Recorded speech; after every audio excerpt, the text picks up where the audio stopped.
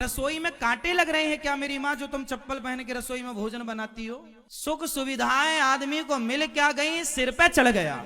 हद होती है मूर्खता की। चप्पल पहन के तुम रसोई बना रही हो, भोजन बना रही हो। कम से कम 4 घंटे नंगे पांव रहो, 4 घंटे आप माटी के टच में रहो, ताकि आपकी बॉडी का पूरा जो गर्मी है, आजकल का आदमी गर्म रहता है। पति आया ऑफिस से, पत्नी पर गर्म टूट पड़ा।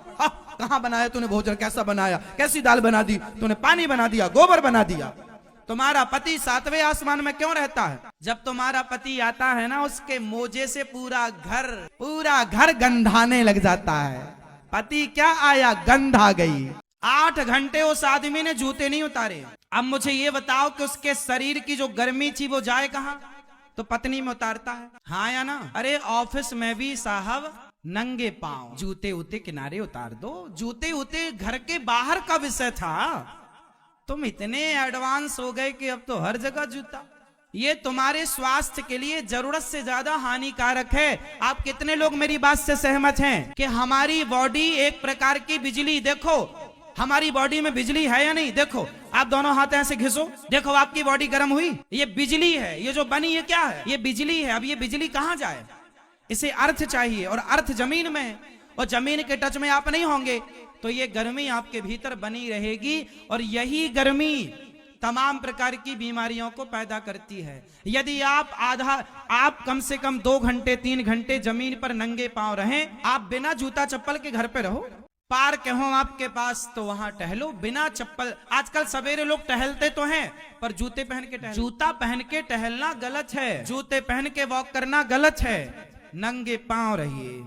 पांव में थोड़ा कंकड़ चुभना जरूरी है। वो कंकड़ चुभेगा तो एक्यूप्रेशर है। वो क्या है? वो एक्यूप्रेशर है। वो एक प्रकार का इलाज है, वो आपकी बॉडी को ठीक करने का।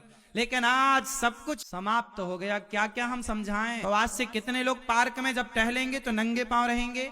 इस बात का कौन कौन ख्याल? ये बात सबको बताओ, अपने बच्चों को बताओ। क्यों जी, आप सहमत हैं इस बात से? नंगे पांव। हम तो पार्क में जाते ही खुली जहां हमें माटी मिलती है, हम अपने जूते उते सब उतार लेते हैं, नंगे पांव रहते, खेलते हैं नंगे पांव। अपना थोड़ा शरीर की जो गर्मी है, पहले की महिलाओं को बताओ इतनी बीमारियां थी? क्यों नहीं थी बताओ? इसका एक मूल कारण बताएं। एक बहुत साइंटिफिक बात बताने जा रहा हूं, याद कर लेना। पहले की स्त्रियां नंगे पांव होती थी, और पुरुष भी, हाँ या ना? चप्पल जूते मोजे का प्रयोग तो ना के बराबर था।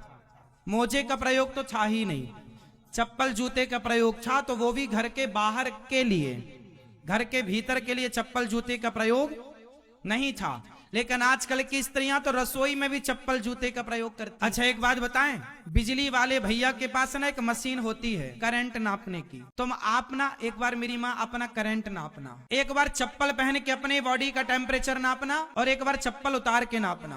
बोल रहा हूँ, साइंटिफिक बोल रहा हूँ। आप जब जूता चप्पल पहन के अपने बॉडी का टेम्परेचर नापेंगे तो आपकी बॉडी का टेम्परेचर कुछ और होगा, और नंगे पांव नापेंगे तो आपकी बॉडी का टेम्परेचर कुछ और होगा।